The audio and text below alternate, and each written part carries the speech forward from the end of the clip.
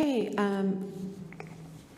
notice the proposed ordinance 9.2, Council Bill number 23-031, ordinance 3037, and ordinance amending section 3853. Conditional uses in section 38-54, special use. I want to get my wits about me here. Let's see.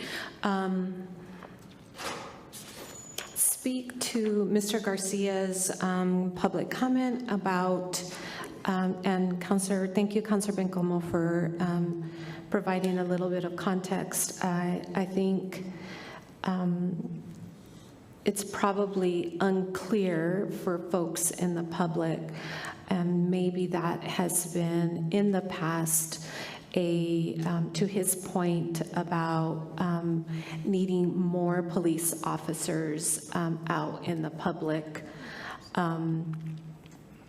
And I don't know if it's in a resolution or, Chief Dominguez, you've been here longer, in terms of the number of citizenry. For every citizen, we need a police officer. Can someone enlighten me about what that looks like? Because I don't believe that I've seen it in writing anywhere, and it leads me to believe that we have a lot of work to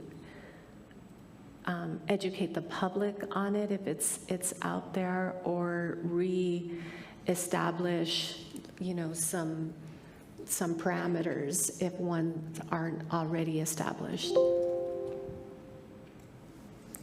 Mayor Pro Tem, there's several ways that you can calculate how many police officers are needed in a population.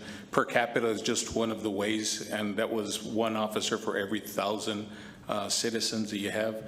So at 100,000, we would need 200 officers, and we're pretty much there, but we also can calculate it by using available budget. You can also, the types of calls, the response times.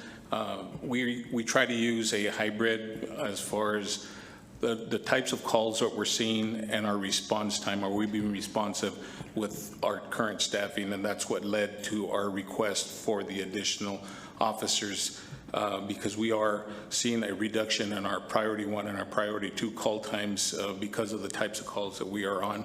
So the per capita one, I wouldn't, it's kind of old speak to hang your hat on that, 1 per every 1,000 citizens. That I'm aware of, not very many police departments are still using that. It's kind of old school, if you will.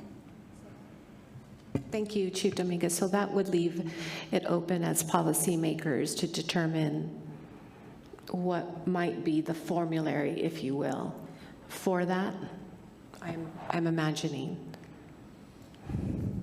Mayor Pro Tem, like I mentioned, we're using a hybrid to use the types of calls for service that we're seeing. A lot of mental health calls, domestic calls. That type of call takes a lot more time when officers respond.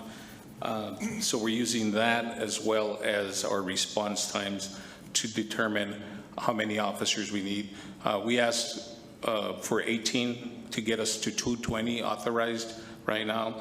And an additional caveat there is, can we fill those slots? It takes a long time to recruit and hire those and train those officers.